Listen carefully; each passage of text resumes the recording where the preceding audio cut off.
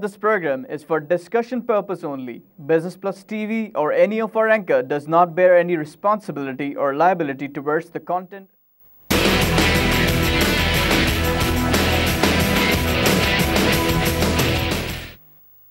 बिस्मिल्लाहिर्रहमानिर्रहीम। अस्सलाम वालेकुम नाज़रीन, कराची मरकज़ से मैं हूं आपका मेज़बान खलील अहमद। आप देख रहे हैं प्रोग्राम आप और कारोबार। आज हम बात करेंगे फैसल बैंक लिमिटेड के हवाले से। टोटल नेटवर्क अगर बात करें तो 277 ब्रांचेज़ हैं, इसमें 63 ब्रांचेज़ इनकी इस्लामिक बैंकिंग ब्रांचेज़ हैं, जो बरकत इनका इस्लामिक बैंकिंग नेटवर्क है। फैसल बैंक लिमिटेड के हवाले से बात करेंगे कि फैसल बैंक लिमिटेड का ख़ास तौर पे इनकी रिपोर्ट में लिखा हुआ है कि एसएमईज़ के लिए इनकी तरफ से काफ़ी ज़्यादा हम इनकी रिपोर्ट में देख रहे हैं कि एक सॉफ्ट मूव है। क्या वाकई ऐसी सूरत हाल है कि एसएमईज़ को काफ़ी ज़्यादा सपोर्ट करें? इन एडिशन टू दैट अगर हम प्रॉफिट आफ्टर टैक्स की बात करें तो काफ़ी इनकी बेहतर फिगर नज़र आती हैं। लेकिन अगर हम इनकॉर्पोरेशन की बात करें, जब ये बैंक इनकॉर्पोरेट हुआ 1994 से लेकर अब तक इतने साल हो चुके हैं, इस बैंक का in terms of employment generation, in terms of support to the economy, in terms of doing something for the betterment of the economy, ताकि इकॉनमी में बेहतरी आए, क्योंकि 1994 से ये ऑपरेट कर रहे हैं, ये कितना ज़्यादा अहम है, ये इश्यूज़ हैं जिस पे आज हम बात करेंगे। इसी हवाले से आज हमें स्टूडियो में ज्वाइन किया है डॉक्टर शाहिद हसन सिद्दीकी साहब ने, मारूफ इकोनॉमिस्ट हैं। डॉक्टर साहब अस्सलाम वालेकुम एंड वेलकम। वालेकुम अस्सलाम, शुक्रिया जनाब, यू मोस्ट वेलकम। डॉक्टर साहब, स्टार्ट करेंगे फैसल बैंक की परफॉर्मेंस के हवाले से। 1994 में इनकॉर्पोरेशन हुई। नेटवर्क की अगर हम बात करें तो 277 ब्रांचेस, 63 इस्लामिक बैंकिंग ब्रांचेस इनका बरकत इस्लामिक बैंकिंग। कैसी देख रहे हैं परफॉर्मेंस ओवरऑल? हम तो चाह रहे थे कि फैसल बैंक लिमिटेड के ऑफिशियल्स भी हमें ज्वाइन करते, अभी हम उनको वेलकम करेंगे अगर वो हमें थ्रू टेलीफोन लाइन ज्वाइन करना चाहते हैं। हमारा नंबर हमारी आपकी स्क्रीन पे आप देख सकते हैं। आप हमें अगर अपना पॉइंट ऑफ व्यू देना चाहते हैं, अगर आप समझते हैं कि हम जो बात कर रहे हैं उससे आप अग्री नहीं करते, तो आप अपना पॉइंट ऑफ व्यू हमें इस लाइव शो में दे सकते हैं। और अगर इसके अलावा सेपरेटली भी आने चाहते हैं कोई भी रिप्रेजेंटेटिव फैसल बैंक के, तो they are most welcome to come participate in my show and give their point of view. Doctor साहब क्या कहेंगे? देखिए, पहले मैं आपसे बता दूं कि इसके जो स्पॉन्सर्स हैं, सऊदी अरब की रॉयल फैमिली से उनका ताल्लुक़ है। जी जी, यानी इंटेग्रिटी वाइज आप कह लें, फाइनेंशियल स्टेबिलिटी और पाकिस्तान से मोहब्बत, जी जी, और पाकिस्तान के सोशल सेक्टर से मोहब्बत, वो उनकी गुट्टी में है। ठीक, सऊदी ख़ानदान की आपको पता है। दूसरी बड़ी अहम बात यह कि ये दारुल माल इस्लामी भी इनका है, और इस्लामी दुनिया के दो ही इंटरनेशनल फाइनेंशियल इंस्टीट्यूशंस हैं पूरी दुनिया में। एक इस्लामिक डेवलपमेंट बैंक जद्दा, जिसके हम भी मेंबर हैं, दूसरा दारुल माल इस्लामी, बाकी तीसरा तो कोई नहीं है इंटरनेशनल। तो इस लिहाज से इसकी बड़ी अहमियत है। तो उनका ही ये एक सब्सिडरी है पाकिस्तान में। लेकिन डॉक्टर साहब 1994 में इनकॉर्पोरेशन हुई, 270 ब्रांचेस का नेटवर्क है। एज सच आप समझते हैं कि ये बैंक वाकई प्रोमिनेंट पोजीशन में नहीं आ पाया है इतने साल गुजरने के बावजूद? आप समझते हैं कि इस बैंक ने कोई as such point of view जानना चाहूँगा कि एज सच कोई ऐसी प्रोडक्ट इंट्रोड्यूस नहीं की जिसकी वजह से आम आदमी को पता चलता कि यार ये बैंक भी पाकिस्तान में ऑपरेट कर रहा है? या अगर हम देखें तो कितनी ज़्यादा अवेयरनेस है लोगों में इस बैंक के हवाले से? नहीं, देखिए, आपने जब गुफ्तगू शुरू की थी बड़ी बैलेंस्ड गुफ्तगू की थी, तो इसलिए हमारा जो भी इनमें ख़राबियाँ हैं बात करें तो एक ये बात भी इनको हम लोगों को पता होना चाहिए कि कौन है ये लोग। जी जी जी, प्रिंस मोहम्मद है ना, शाह फैसल के शहीद जो थे, उनके भाई हैं, और बड़ा इस्लामिक दुनिया का दर्द रखते हैं। तो वो भी हम एक्नॉलेज कर रहे हैं कि दारुल माल इस्लामी। बिल्कुल। अब देखिए, इनका बड़ा, अब आपने ऐसी बात छेड़ दी शुरू में। सही, मैं आपको बताऊँ हुआ क्या था। बैंक शुरू हुआ, असल में इनके साथ मसला ये होता है कि ये जिन लोगों पर ट्रस्ट करते हैं वो फिर डिलीवर नहीं करते। राइट, है ना, यानी मैनेजमेंट वीक रही है। अब वीक से भी ज़्यादा डिसीजन मेकिंग वीक रही है, काफ़ी हल्का लफ्ज़ है। अब मैं आपको बता दूं, कुछ साल पहले इनका एक treasurer, one of the highest जो है वो सीनियर पोजीशन होती है, वो आदमी बैंक में बैठ के सट्टा करता था। माय गुडनेस, बैंक में भी करता था और अपने नाम से भी करता है, अपनी बीवी के नाम से। बैंक का ट्रेजरर बैंक के अंदर बैठ के गैम्बलिंग करता था। अब देखिए ना, स्टॉक एक्सचेंज में गैम्बलिंग मैं नहीं कहता, उसको सट्टा कहता हूँ। जी जी जी, है ना, और गलत कार्य भी करता था। और ये बैंक की मैनेजमेंट को नहीं पता था कि फैसल बैंक का ही ट्रेजरर ये कर रहा है? अनऑफिशियली तो मुझे पता है कि पता था, लेकिन आप कहेंगे डॉक्यूमेंट दो तो मैं कहाँ से दे दूंगा। जी जी जी। देखिए बात इसलिए थी कि जो लेकिन वेल नोन फैक्ट है, वेल नोन, सबको पता था। बैंक में ब्रोकर्स के पास बैठा रहता था दिन भर। एक प्रोग्राम में मेरे साथ था। देखिए बैंक होता है ना, ब्रोकर बहरहाल उससे बिजनेस लेता है, तो वो उसको साफ करके बात कर रहा था ब्रोकर को, और ब्रोकर जो है वो उसका फर्स्ट नेम से एड्रेस कर रहा था, मेरे साथ बैठा था वो। ठीक है ना। अब सबको पता था कि इसकी जो बीवी है एक बदनाम ब्रोकर के साथ नौकरी कर रही है, वो खेल चल रहा था। इनको भी, मैनेजमेंट को पता था। अब मैं जो इनके ओनर्स हैं, जो स्पॉन्सर्स हैं, उनको तो नहीं ब्लेम करूंगा ना। बहुत अफसोस। तो ये बात सुन के यकीन करें कि मुझे तो ख़ास तौर पे बहुत ज़्यादा अफसोस इसलिए हो रहा है कि इतनी बड़ी बात हो रही है कि एक बैंक का ट्रेजरर, फैसल बैंक का ट्रेजरर इस चीज़ में इन्वॉल्व है, और मैनेजमेंट को मुझे सुन के बड़ा अफसोस हो रहा है। सबको पता था, talk of the town, talk of the town थी, हर आदमी को पता है ये आदमी कौन है। फिर वो उसने जाके जब बहुत कमा लिया, लूटलाट कर ली, कुछ फ्रॉड भी किए, उसके बाद जो है अमेरिका की पुलिस उसके पीछे थी, अखबारों में, सारे अखबारों में आ गया, और फिर भी फैसल बैंक में काम करता रहा। निकाल दिया। फिर उन्होंने कहा जी उसने जो फ्रॉड किए हमसे कोई ताल्लुक नहीं। भाई आपसे किसने कहा है ताल्लुक है, लेकिन आपका ट्रेजरर है ना। देखना अब ये जो कमजोरियाँ है ना, ये इनको ले डूबी, ये इनको ले डूबी, मैं आपको बताऊँ। फिर दूसरा मेरे ख्याल से एक गलत फैसला हो गया इनसे, वो रॉयल बैंक स्कॉटलैंड का जो था उन्होंने लिया। आपने जो अभी बात की ना, वहाँ झटका लगा इनको 2010 में। इनके 2009 में नॉन परफॉर्मिंग लोन 10 अरब थे, 24 अरब हो गए। अब ये जो चीज़ है, मेरी ज़ाती राय है, देखिए मैं इनके जो स्पॉन्सर्स हैं उनकी बहुत हाई वैल्यू करता हूँ। दारुल माल इस्लामी कोई छोटी चीज़ तो नहीं है। उन्होंने लगाया ये पाकिस्तान ऑपरेशन जो है ये तो डिलीवर तो कर नहीं रहा है।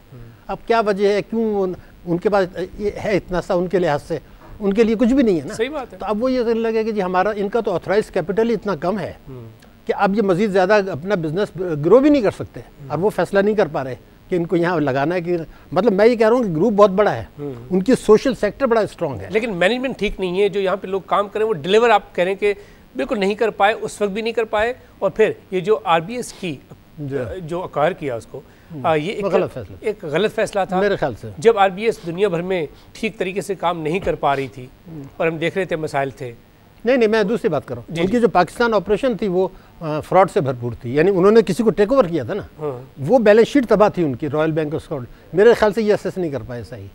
यानी RBS का इमेज ऑलरेडी टार्निश हुआ था पाकिस्तान में, उसके बावजूद फैसल बैंक ने एक्वायर किया। नहीं, इन्होंने अपनी कैलकुलेशंस की होंगी, देखिए ना, लेकिन उसको असेस नहीं कर पाए ठीक से। मेरा असेसमेंट है, लेकिन मैं देखिए ना, ये तो एक जजमेंट की बात है। नहीं, लेकिन देखिए आपका जैसे आप कह रहे हैं असेसमेंट है, लेकिन एक होती है ना कॉमन परसेप्शन भी होती है ना, टॉक ऑफ द टाउन भी होता है, पता होता है। नहीं, मैं अर्ज कर दूं, अब उन्होंने प्रॉपर्टीज देखी होंगी, क्या बिल्डिंग ज़बरदस्त बनाई हुई है। अब देखिए मुस्लिम कमर्शियल बैंक ने जो ऑफर किया था उससे इन्होंने बहुत कम ऑफर किया। मुस्लिम कमर्शियल बैंक जो लेना चाह रहा था उसके मुकाबले में इनका बहुत कम था, मगर वो उनकी क्या सोचती है मुझे नहीं पता, इनकी क्या सोचती है मुझे नहीं पता। एक मेरे हिसाब से गलत डिसीजन हो गया, और वो इसको संभाल नहीं पाए, फिर आज तक नहीं संभाल पाए। और वही आप समझते हैं कि वही इस चीज़ को ले डूबी। पहले समवॉट फैसल बैंक की परफॉर्मेंस नहीं, देखिए ना, फैसल असल में एक और ख़राबी आ गई, मैं आपको बता दूं कि वो टच ख़त्म हो गया इनका। अब ये जो ब्रांचलेस डिजिटल बैंकिंग, भाई नो योर कस्टमर, एक रिलेशनशिप, हमने जो लफ्ज़ सीखा था वो ये था, इट इज़ द रिलेशनशिप, और है ही रिलेशनशिप, है ना। तो अगर आपकी रिलेशनशिप है तो आप आगे बढ़ेंगे। वो खत्म हो गया। तो अब ये हुआ कि वो उस झटके से अभी तक संभल नहीं पाए। अच्छा डॉक्टर साहब, इसमें तो देखें फिर वही बात आती है ना कि लीडरशिप बड़ा अहम रोल अदा करती है। जो बैंक का प्रेसिडेंट है, प्रेसिडेंट का विजन, प्रेसिडेंट की लीडरशिप, प्रेसिडेंट की स्ट्रेटजीज़, ये बड़ा एक अहम किरदार अदा करती है। इससे कि जो ड्राइविंग सीट पे बंदा बैठा हुआ है, ठीक है ना, और फिर जो रिपोर्ट करें, जो फिर टॉप मैनेजमेंट में आते हैं, जिनकी इतनी ज़्यादा तनख्वाहें हैं कि देख के यकीन नहीं आता कि पाकिस्तान में इतनी तनख्वाहें मिल सकती हैं। कल तो हम सुन रहे थे कि गूगल के जो हेड हैं, ग्लोबल हेड है, उनको बेतहाशा तनख्वाह मिली है। अगर 200 करोड़ अमेरिकन डॉलर मिल रही है, बहुत ज़्यादा है। लेकिन फिर कंपनी का नाम देखें आप, दुनिया भर में साइज़ देखें कंपनी का, फिर with every passing year company की प्रॉफिटेबिलिटी देखें, विद एवरी पासिंग ईयर नई नई प्रोडक्ट्स देखें, इनोवेशन देखें, क्रिएटिविटी देखें। फैसल बैंक में एज सच कोई चीज़ आपके ख्याल में या अगर एक आम आदमी भी देखे तो नहीं नज़र आती? देखिए मैं आपसे बताऊँ, आपने असल में बड़ी फेयर तरीके से बात शुरू की है, मैं चाहता हूँ कि उसको रेस्पेक्ट दें। जी जी। आपका कहना ये था कि भाई हमारे व्यूज़ हैं, अगर आप आना चाहते हैं आ जाएँ। जी पहले भी थी, आप आज नहीं आ सकते, आप बाद में आ जाएँ। Most welcome. फिर अब मसला मैं दोबारा अनाउंस करता हूँ कि जो हम गुफ्तगू कर रहे हैं यहाँ पे फैसल बैंक लिमिटेड के officials, president, CEO, board members, top management में कोई और बंदा आना चाहता है, हमारे प्रोग्राम में शिरकत करना चाहते हैं, अपना पॉइंट ऑफ व्यू देना चाहते हैं, यू आर मोस्ट वेलकम। अगर आप हमारी गुफ्तगू से एग्री नहीं करते और आप समझते हैं कि इसमें कोई डिफरेंस है, हकीकत के बरक्स है, तो आप हमें टेलीफोन लाइन के ज़रिए इस प्रोग्राम में हमें बराह रास्त ज्वाइन कर सकते हैं, अपना पॉइंट ऑफ व्यू दे सकते हैं। अब देखिए मैं अर्ज़ करता हूँ जी डॉक्टर साहब। दूसरे एक और भी, we have to be fair. अब आप ये देखिए कि एक बैंक है जिसका अपना शेयर 3-4% है पाकिस्तान में, जी जी, है ना। तो जब आप 3% शेयर पे काम कर रहे होते हैं तो आप एनवायरनमेंट से इफेक्ट होते हैं, आप उसके समंदर के खिलाफ आप नहीं तैर सकते। बिल्कुल। तो अब जिस तरफ समंदर की लहरें पाकिस्तान ले जा रहा है बैंकिंग सेक्टर, पाकिस्तान का स्टेट बैंक ये उसी में करेंगे ना। मतलब इन्होंने अपना चीफ एग्जीक्यूटिव चेंज किया, ठीक है ना। अब जो चीफ एग्जीक्यूटिव है उसको प्रॉब्लम्स मिली, उसकी रेपुटेशन भी बुरी नहीं अच्छी है, ठीक है। लेकिन जो इस वक्त मौजूदा चीफ एग्जीक्यूटिव की रेपुटेशन बड़ी अच्छी है, इसीलिए उसकी सैलरी भी आधी है, तनख्वाह भी आधी है, इसीलिए पिछले वाले से तनख्वाह भी आधी है और रेपुटेशन भी अच्छी है, इसीलिए तो है ना आधी। नहीं देखिए ना, मैं तो आपको आपके कहने का मकसद है कि अगर रेपुटेशन अच्छी नहीं होती तो तनख्वाह ज़्यादा होती।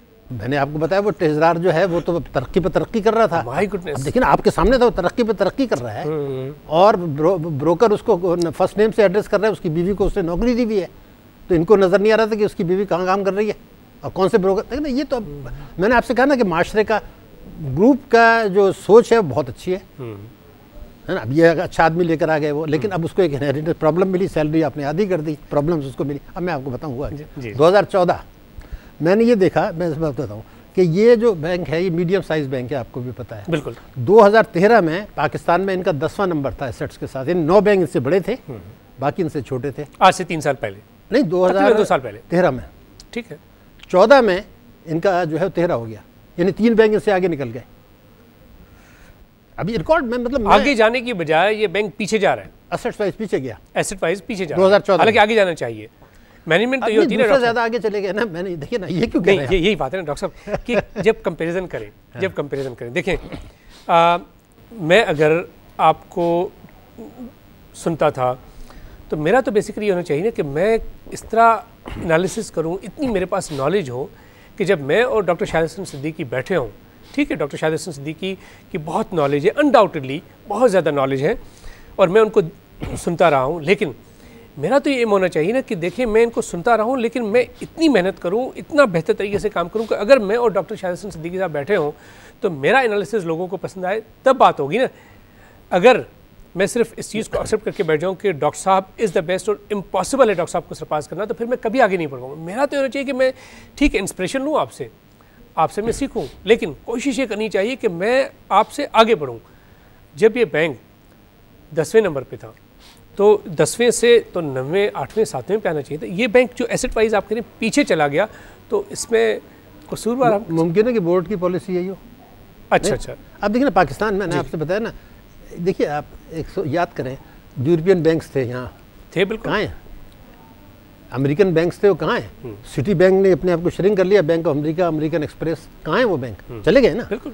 अब वहाँ क्या थिंकिंग उनकी है, बोर्ड की, मालिकान की क्या थिंकिंग है? वो कह रहे हैं ये क्या हो रहा है कि जी कह रहे हैं गवर्नमेंट को कर्जा दे दो, ठीक है ना। लेकिन डॉक्टर साहब जो आप बात करें ना, बिल्कुल आप सही कह रहे हैं, लेकिन यूरोपियन बैंक जो चले गए या सिटी बैंक के हवाले से आप जो बात कर रहे हैं, तो उनके साथ एक ग्लोबल इशू था ना कि यूरोपियन बैंक देखें आज भी मसाइल में है। इंडो सुएज में कोई प्रॉब्लम नहीं थी सिवाय चंद देख के ना, लेकिन आप देखें जब स्लम आया था, चला गया जी, अमेरिकन एक्सप्रेस चला गया, जी, लेकिन देखिए उनकी जो हेडक्वार्टर्स हैं, जहाँ पे जो उनका हम होम टाउन कह सकते हैं, जिस मुल्क का ओरिजिन है वो, वहाँ भी देखें तो बेतहाशा मसाइल में ना, आज भी हम देखें तो वो यूरोपियन बैंक जितने भी हैं उनके हवाले से बात की जाती है ना कि जी देयर आर इश्यूज, कितनी पेनल्टीज। यूरोप के साथ इशू है, यूरोप के साथ इशू हमें कहा करते थे, अब हम उनका देखते हैं। हम कहते हैं कि उनके हर मुल्क के साथ देखिए क्या यूनान का क्या हाल कर दिया है। इसके अलावा बहुत सारे ममालिक हैं यूरोप में जो इस वक्त बहुत ज़्यादा परेशानी में है, सिवाय जर्मनी के या समवॉट फ्रांस के कुछ एक दो ममालिक के तमाम के तमाम। और उनकी देखिए ECB, यूरोपियन सेंट्रल बैंक की अगर हम बात करें तो यूरोपियन सेंट्रल बैंक ने कितने अरसे तक 1% पे डिस्काउंट रेट को रखा, फैसले करना उनके लिए बड़ा डिफिकल्ट हो रहा था, बहुत मुश्किल हो रहा था। बेल आउट पैकेज के लिए इतनी ज़्यादा वहाँ पे चल रही थी। मैं ये कह रहा हूँ कि सिटी बैंक की बात है तो सिटी बैंक के साथ तो मसला सबसे पहले तो अमेरिका में हुआ ना कि अमेरिकन हुकूमत ने बेल आउट पैकेज दिया कि जी बचाएं उसको, ठीक है ना, बिल्कुल फिर टूट गया ना वहाँ पे, ठीक है। तो यहाँ पे अगर मसला हुआ तो वो उसका इम्पैक्ट हम कह सकते हैं कि ये ग्लोबल इम्पैक्ट, लेकिन फैसल बैंक इतना बड़ा ग्रुप है, इनके साथ क्या मसला है? देखिए मैं आपसे बताता हूँ, पहले तो ये होती है कि जो हमने आपके एनालिसिस से मैं एग्री करता हूँ जी जी, लेकिन आप ये देखें कि सिटी बैंक का जो पाकिस्तान ऑपरेशन था वो 0.001 भी नहीं था उनके नज़दीक, ठीक है ना, और रिटर्न ऑन इक्विटी बहुत हाई थी।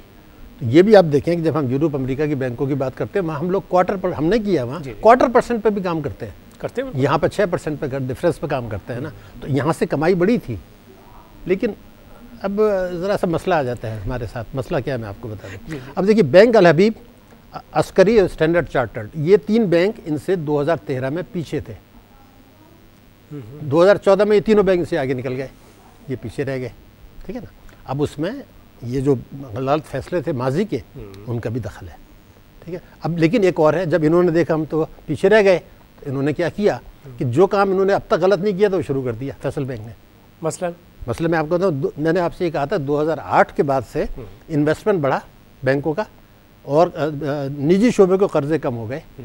ये भी आपको पता है कि one of the lowest in the world है खत्ते में कि निजी शोबे के कर्जे जीडीपी के ताउन से आधे रह गए, बिल्कुल तरासुब से, बिल्कुल हुआ। तो लेकिन फैसल बैंक एक ऐसा बैंक था जो जिसने ये गंदा काम नहीं किया था बड़ी हद तक। मैं आपको बताऊँ 2013 की जो 2014 की मेरे पास फिगर्स हैं, इनके एडवांसेस थे 181 बिलियन, 181 अरब के इनके एडवांसेस थे, काफ़ी ज़्यादा थे कंपैरेटिवली अगर हम देखें। आपसे बताया ना ये बड़ा, देखिए ना, इन्होंने बड़े बड़े प्रोजेक्ट, इनके प्रोजेक्ट फाइनेंसिंग में एडवाइजरी में बड़ा इनका रोल है। देखिए इतना इंटरनेशनल कनेक्शन है, तारीफ करनी चाहिए अगर कोई अच्छा काम। मैं आपसे बताया ना, तो अब इनकी जो इनकम है नॉन फंडेड, वो इसलिए कि बड़े बड़े प्रोजेक्ट्स में ये पार्टिसिपेट करते हैं, तो ग्रुप में है, इंटेग्रिटी है ना।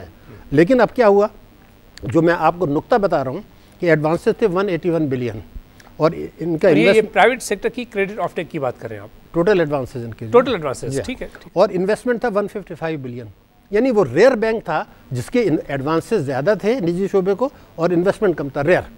अब इन्होंने देखा बेहतरीन चीज़ है, नहीं थी, बेहतरीन चीज़ थी। अब जब इन्होंने देखा हम तो गिर गए, तो उन्होंने बोले क्या करें, कल दूसरे तो गलत काम कर रहे हैं, तो फिर क्या कह रहे, उसने कहा होगा जी अब तो 13 से 10 पे आ गए ना, अब 7 पे चले जाएंगे, तो क्या करें, कहते जब सब कर रहे हैं हम भी करें, क्या कहता आप भी ऐसा करें, इन्वेस्टमेंट करें, कर्जे देना। तो अब क्या हुआ, सितंबर 9 महीने में क्या चेंज आई वो मैं आपको 181 बिलियन से इनके जो एडवांसेस थे 1 अरब के कम हो गए, बढ़ने के बजाय 1 अरब से कम हो गए, और इनका जो इन्वेस्टमेंट था वो 43 बिलियन से बढ़ गया, यानी 9 महीने में 42 अरब का इन्होंने इन्वेस्टमेंट की तरफ डाइवर्ट कर दिया। उन्होंने कहा जी हम तो पीछे जा रहे हैं, फिर बड़ी जल्दी फैसला किया।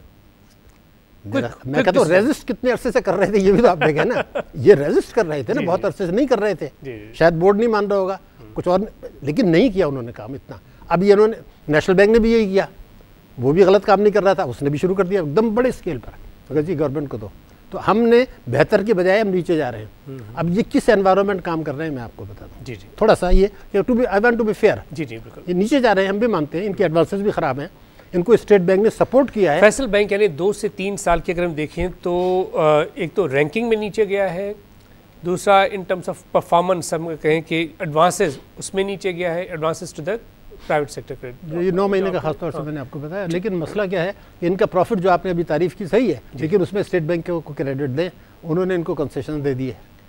क्या दी कंसेशन? मतलब ये था कि आप फोर्स सेल वैल्यू के हिसाब से प्रोविजन कम कर दें, और जो आपके ख़राब एडवांसेस मिलने वाले नहीं है 350 बिलियन के, उसमें कहा कि ज़रा सा प्रोविजन में रिलैक्स कर दें, तो उसका बेनिफिट दिया, औरों को बैंकों को भी दिया, इनको भी दिया है। तो ये जो प्रॉफिट होता है ना, ये ट्रू रिफ्लेक्शन नहीं होता। मगर मैं आपसी खिदमत में जो बात बार बार अर्ज कर रहा हूँ, किस एनवायरनमेंट में ये काम कर रहे हैं, क्योंकि कल बड़ा एक इम्पोर्टेंट डेवलपमेंट हुआ कि वर्ल्ड बैंक भी बात कर रहा है, वो नीदरलैंड की मलका भी आई हुई, वो भी यूनाइटेड, क्या है एक नया लफ्ज़ कहीं से सीख लिया हमने, फाइनेंशियल इंक्लूजन। अब मैं ऐसे सोच रहा था कि फाइनेंशियल इंक्लूजन से क्या मतलब है यार, जो ये तो लीपापोती है ना, असल चीज़ तो बेस आपका क्या है, आपकी बैंकिंग। आपका पॉइंट बड़ा अहम है, चूँकि आप बात कर रहे थे इन टर्म्स ऑफ प्रोजेक्ट फाइनेंस की, तो उसी हवाले से इनकी रिपोर्ट में जो सितंबर 2015 तक की, वो मैं 2-4 चीज़ें उन पे आपको पॉइंट चाहूँगा, फिर हम उस पर फाइनेंशियल इंक्लूजन पे बिल्कुल लाज़मी। इसमें लिखा हुआ है कि FBL is jointly leading the arrangement mandate of पाक रुपी 12 बिलियन, यानी 12 अरब रुपए की for one of the oldest and largest telecom operators in Pakistan to support its infrastructure expansion. Ji ji number 1 project financing बिल्कुल के एक तो जी 12 अरब रुपए की, फिर दूसरी ये कि FBL has been jointly mandated by the gas utility and distribution company operating in southern part of the country, वो हम समझते हैं, to arrange financing of 15 billion rupees, 15 अरब रुपए की, for its pipeline infrastructure project in relation to LNG, जो हम कहते हैं कि जी वो सीधा पाइपलाइंस वगैरह। फिर इसके अलावा FBL will be part of the syndicate as joint arranger for 20 billion rupees coal fired mine mouth power plant in Thar being develop, जो हम कहते हैं कि जी एनर्जी वगैरह होनी चाहिए। इस पे आपका पॉइंट ऑफ व्यू चाहूँगा। नाज़रीन, अब बात करें फैसल बैंक लिमिटेड की परफॉर्मेंस के बारे से। वक्त एक ब्रेक का, साथ रहिए।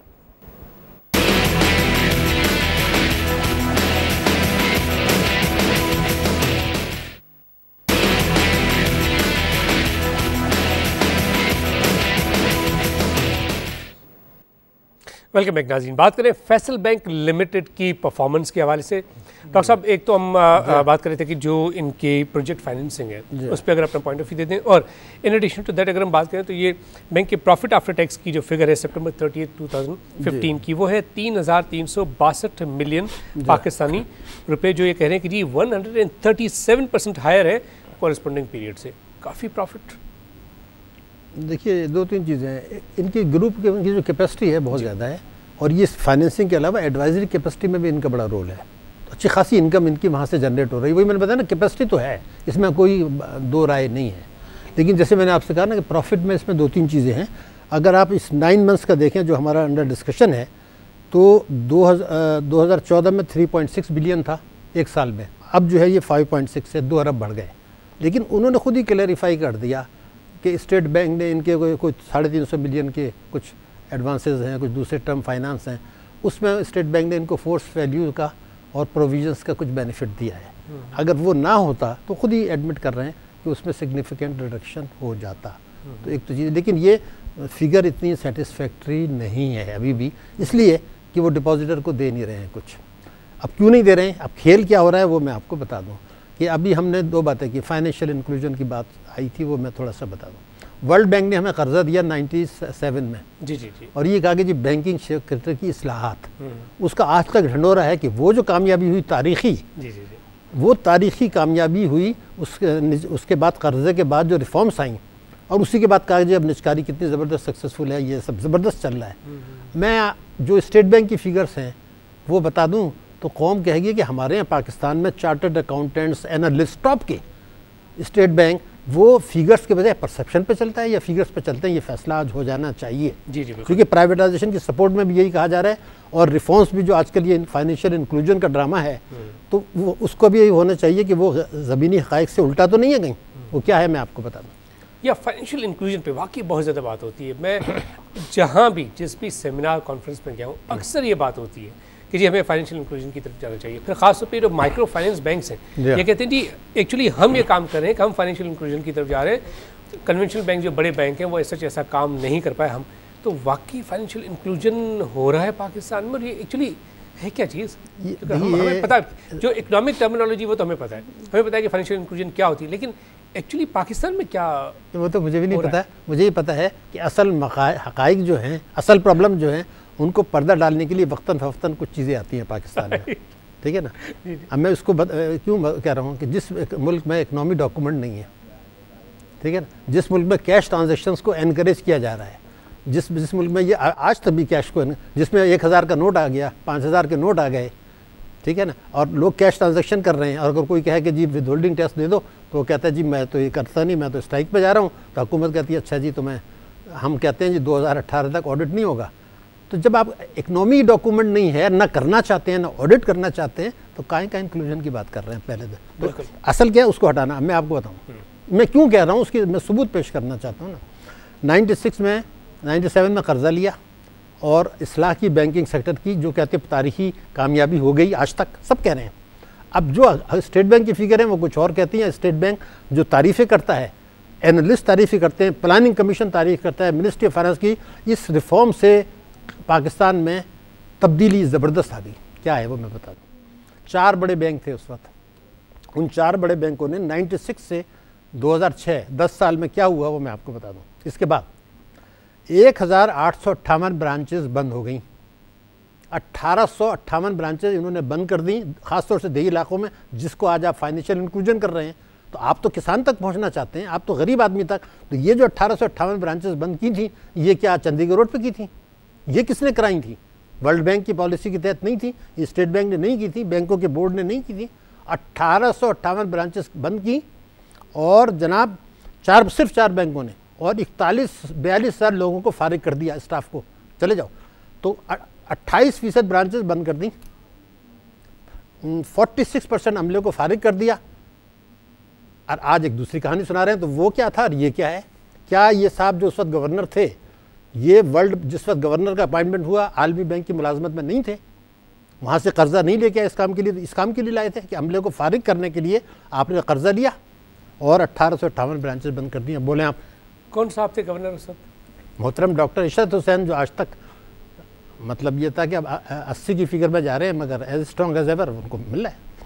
मैं गरज नहीं करता, काबिलियत है, लेकिन मुख्तलिफ खेल वो ज़रूर करते हैं। कभी वर्ल्ड बैंक का कर दिया, कभी इसका कर दिया, कभी डिफ़ॉल्टर्स का कर दिया, मगर कैपेबिलिटीज़ हैं। तो बात, लेट अस बी ऑनेस्ट। अच्छा, दूसरी बात यह है कि अब आप एक और खेल बताऊँ। इसी मुद्दत में पाकिस्तान बैंकिंग सेक्टर में 68 लाख खाते कम हो गए। कोई मुल्क मुझे आप बताइए बड़ा जिसमें 10 वर्षों में 6.8 मिलियन खाते कम हो गए। कुछ नए खाते भी खुले, क्यों? कब? इसलिए कि आपकी आबादी में 2 करोड़ 70 लाख का इजाफा हुआ। अब आप गौर फरमाएं दोबारा, 2 करोड़ 70 लाख 10 साल में आबादी बढ़ गई, 68 लाख खाते बंद हो गए। तो उस वक्त तो फाइनेंशियल इंक्लूजन कहाँ चला गया था? कोई आज नई टर्म आ गई, उस वक्त तो उसके भी ताली बजी थी उस मुल्क में। इन चार बैंकों ने 1858 ब्रांचेस बंद करके 41,000 आदमियों को धक्के देके निकाल दिया, और वो भी कामयाबी थी बड़ी ज़बरदस्त, जिस पर आज तक में हम फ़ख्र कर रहे हैं। तो फाइनेंशियल इंक्लूजन में डॉक्टर साहब फैसल बैंक लिमिटेड का कोई किरदार आपको नज़र आता है? जो इनकी 277 ब्रांचेस हैं, या अगर 63 इस्लामिक बैंकिंग ब्रांचेस हैं, तो आपको कोई किरदार नज़र आता है फैसल बैंक लिमिटेड का कि चलें ठीक है, एक तरफ हम बात कर रहे हैं कुछ बैंक्स की, लेकिन फैसल बैंक लिमिटेड जो इतने बड़े ग्रुप के साथ है, या फिर मसाइल में तो कर रहा है, वाकई फाइनेंशियल इंक्लूजन के लिए ये बैंक काम कर रहा है? जो हम आजकल टर्मिनोलॉजी बड़ी हर जगह सुनते हैं। मैंने बताया ना, ये तो इसीलिए कि ये जो बातें हो गई हैं, अब देखिए ना खेल क्या है, मैं आपको बता। अब जब आप बात करेंगे ये कर क्यों रहे हैं, मैं आपको बता दूं। देखिए, आप ये देखिए कि 1 अरब का प्रॉफिट था 2001 में, तो यही बैंक जो है ना वो 6.5% दिया करते थे। 2006 में 124 अरब हो गया, तो उन्होंने 1.7 कर दिया। इंटरेस्ट रेट 6.5 से गिरा के 1.7, one of the lowest Pakistan की हिस्ट्री में प्रॉफिट बढ़ा लिया।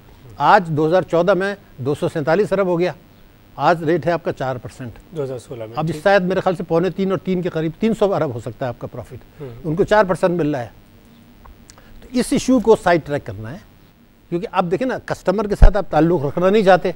मैनेजर्स जो हैं उन्होंने अपने आप को कमरे में बंद कर लिया, बाहर एक रिलेशनशिप मैनेजर को बैठा हुआ, वो अपना खेल करता रहता है, इधर कर रहा है उधर कर रहा है। हम लोग जब बैंकिंग करते थे कस्टमर को फ़ोन करते थे, उनके पास जाते थे, अब फ़ोन करना उनकी शान के खिलाफ है। अब वो कहते हैं जी डिजिटल हो गया है ना। अब ये जो ब्रांचलेस और ये सब कर रहे हैं, नहीं, लेकिन ब्रांच मैनेजर्स तो अब भी विजिट करते हैं अपने क्लाइंट्स को। हाँ, तो इनका देखा ना आपका बोरोवर को करते हैं। सवाल ये है कि नहीं, तो आपका अभी तो इनकी बैलेंस शीट में इनको लिखा है, इनकी रिपोर्ट जो आप डिस्कस कर रहे हैं कि जी वो तो डिपॉजिट ग्रोथ रुक गई है, वो उसकी वजह उन्होंने कहा जी वो तो विदहोल्डिंग टैक्स का मसला है। बात ये थी कि ये जो खेल आजकल हो रहा है, नो योर कस्टमर, हमने जो सबक सीखा था, आप अपने कस्टमर को पहचाने, होना चाहिए, यही होना चाहिए, उसके साथ रिलेशनशिप डेवलप करें। तो आपने जब 68 लाख खाते बंद किए और जो 42,000 आदमियों को आपने निकाल दिया, तो ये तो तजर्बेकार लोग थे आपके। फिर आप, लेकिन एडमिनिस्ट्रेटिव एक्सपेंसेस बढ़ गए। अच्छा, इस बैंक के एडमिनिस्ट्रेटिव एक्सपेंसेस वो बड़ा मसला की फिगर, वो बड़ा मसला है। इसमें 3 क्वार्टर्स में इन्होंने जो बताई है कि ओवरऑल एडमिनिस्ट्रेटिव कॉस्ट वर पाक रुपी 8.099 billion rupees for 3 quarters of 2015, यानी पहले 9 महीने जो 2015 के। इनकी जो एडमिनिस्ट्रेटिव कॉस्ट है उस हवाले से आप कैसे तर्जीह करें? मैं आपको फिगर्स दे दूँ। जी जी। इनका नंबर पाकिस्तान में 13वां है जी, रैंकिंग के हिसाब से। 12 बैंक इनसे बेहतर है, यानी बेहतर से नहीं ज़्यादा है, बड़े असेट्स वाइज।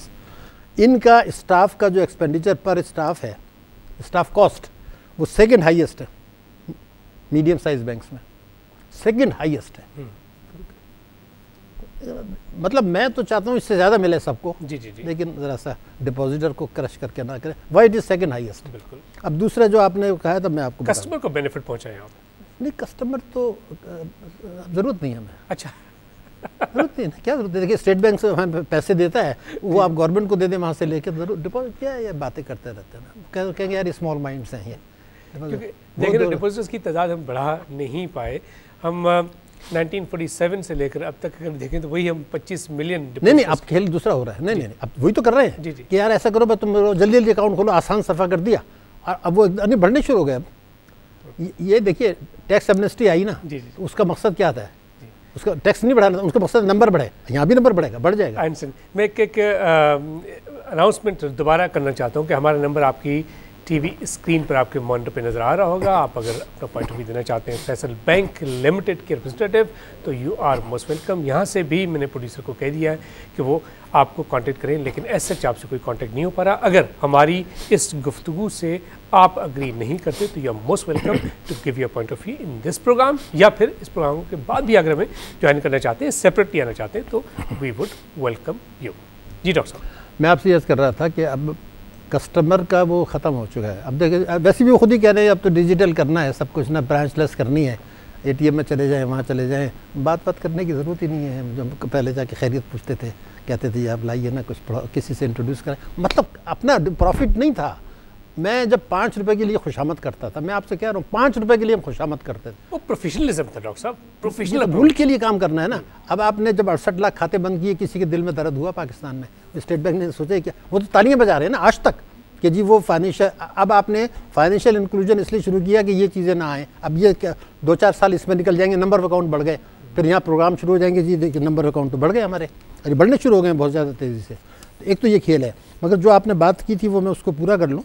आपने स्टाफ कॉस्ट की बात की थी, देखिए मैं ही देख रहा था कि जो 13 में इनका इस वक्त रैंकिंग 13 है रैंकिंग जी जी, तो इस वक्त इनके आप ये देखिए कि 4th हाईएस्ट सैलरी थी 2013 में चीफ एग्जीक्यूटिव की, इनके इन बैंकिंग सेक्टर में 4th हाईएस्ट थी इनकी 2013 में। लेकिन मैं ऐसे हैरान हो रहा हूँ, अब मैं जो देख रहा था कि 2013 में इनका जो चीफ एग्जीक्यूटिव था उसकी सैलरी थी 75 लाख रुपए महीना, बहुत कम, प्लस 75 लाख रुपए महीना चीफ एग्जीक्यूटिव की सैलरी, वो बैंक जो 13वें नंबर पे, बहुत कम तनख्वाह है डॉक्टर साहब। नहीं, मगर ये कम नहीं है, इसलिए कि इसमें उन्होंने कहा था कि कुछ और हैं बेनिफिट जो अलग बताएंगे, फिर वो पता नहीं चले, वो लिखा नॉन ट्रांसपेरेंट है। 75 लाख रुपए, सिर्फ 75 लाख रुपए एक महीने की तनख्वाह chief executive of Faisal bank के लेते हैं। लेकिन मैंने अभी जो तारीफ की थी, क्यों की थी? अब जो चीफ एग्जीक्यूटिव है बैलेंस शीट के मुताबिक उसकी तनख्वाह 40 लाख है। 40 लाख? मैं तो देखिए ना, मैं तो बैलेंस शीट से ले रहा हूँ, मुझे तो नहीं पता ना, मैं तो है ना, तो मेरा कहना ये था कि ये क्या है।